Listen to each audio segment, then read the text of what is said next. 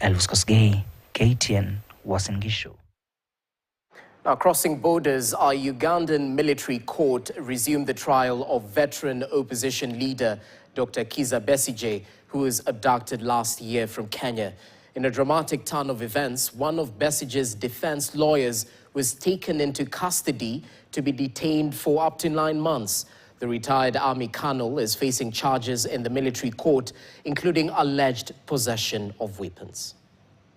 The day began with lead counsel Martha Karua, Arias Lukwago and other lawyers appearing at the court registry to receive Martha Karua's temporary practicing certificate.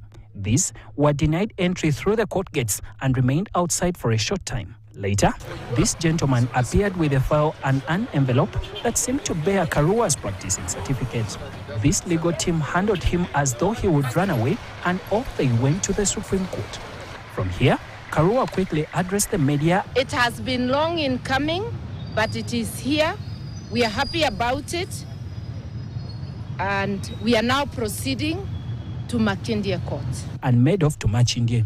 At every turn, Dr. Kizza Besigye and Hajobed Lutale's return to the Makindye military court was more than ever before met with heavy military presence.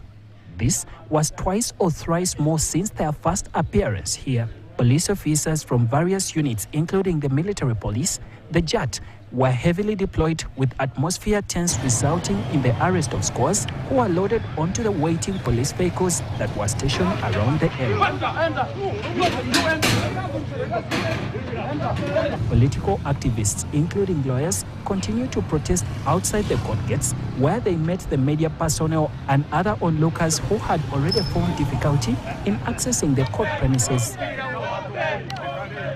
After a brief period of chaos, some of the lawyers and members of PFF began shouting at the soldiers guarding the gate to the point of attempting to force their way through.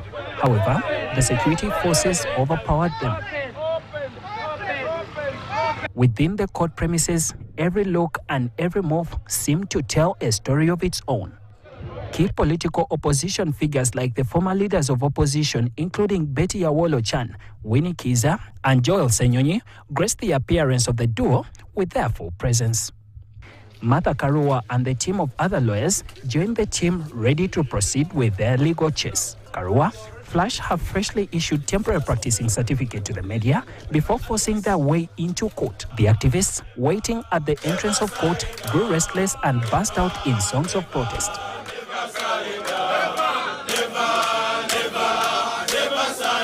With an ease of access to the court premises, Karua and the team first withdrew and sat at the waiting area. Later, they made their way back to court. On entry of this, silence that seemed to be the calm before the storm ensued in the compound of this court, and later on, a loud noise was heard within the walls of court.